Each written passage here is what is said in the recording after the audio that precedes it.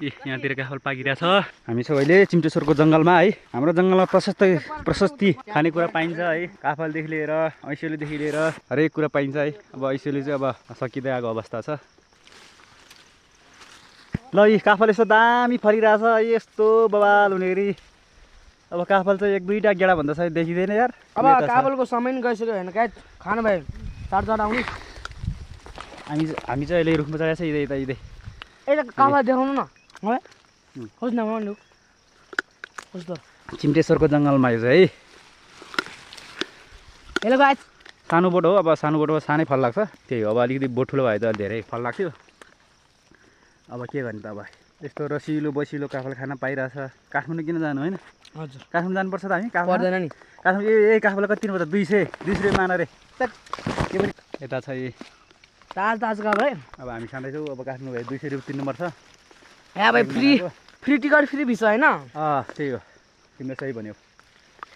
तपाईँहरू आउनु नि हिँडेर फ्री आउनु सक्नुहुन्छ। खाना नि free ticket. Free ticket. Welcome छ हाम्रो गाउँमा आउनलाई काफल खानको लागि। Welcome back to my YouTube च्यानलमा सबैजना स्वागत छ है। फेरि पनि हामी रुखमै रुखको टुप्पो सबैजना आउनुहोस् काफल खान तपाईँहरू पनि। प्रकृतिले हाम्रो गाउँमा चाहिँ एकदम बहुत कुरा दिएको छ क्या। ल अब हामी एकछिन फर्किन्छौँ त्यही हो गाइज। अब के भन्नु काफल खाँदैछौँ गऱ्याम काफल खा यहाँ कुइया भन्ने। ल देखा त काफल। काफल यस्तो हल्का छ्यास छ होइन? दामी पाकिरहेको रहेछ त। खासै त छैन। यो कहाँको जङ्गलमा हो काफल यसरी पाकिरहेको भन्छ भाइ? यो चिम्नेश्वरतिर पर्छ होइन? यस्तो काफल खाने भए हल्का आउनु तपाईँहरू पनि होइन? अब तपाईँहरू नसक्यो हामीले यस्तो कन्ट्याक्ट गर्नुहोस् हामी टिभीले दिइदिन्छ होइन? फ्रीमा हो? फ्री टिकट फ्री भिसा होइन? हामी त्यस्तो फेरि होइन सहयोग गर्नु। म पनि अब यो गाउँको त होइन म अर्कै गाउँबाट आएको काफल खानलाई। हाम्रो गाउँतिर पाउँदैन। यहाँ चाहिँ यस्तो मिठो पाउँदो रहेछ।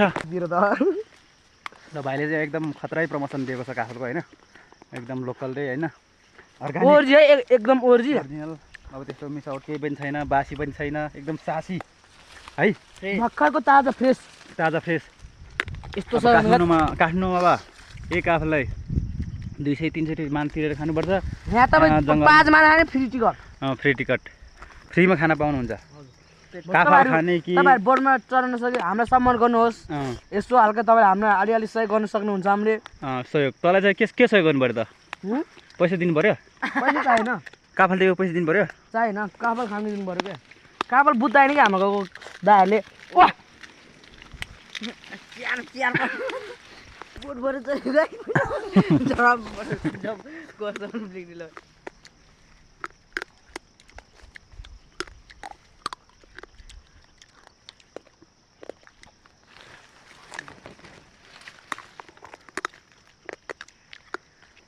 दाँत त मेरो डरै छ नि। मकै भन्दा साह्रो काफल पनि चबाइदिन्छ यार हामीले त। फेरि भन्ने गाउँ केटाहरू त डेन्जर छ नि। फेरि यहाँ चाहिँ अर्को डेन्जर झन् उयो त छ एकदमै खतरा सिकारी हो। सिकारी न्यु खोज्यो भने त जहाँ फेरि त्यही ठोक्छु नि। किन ठोक्ने? न्यु खोज्यो भने त ठोक्छु नि। के को आधारमा ठोक्ने मान्छेलाई? कहाँ ठोक्ने? नुवाकोटे डन हो र नि। नुवाकोटे डन कि डिओजी डन हो? डिओजी भने नुवाकोटे डिओ1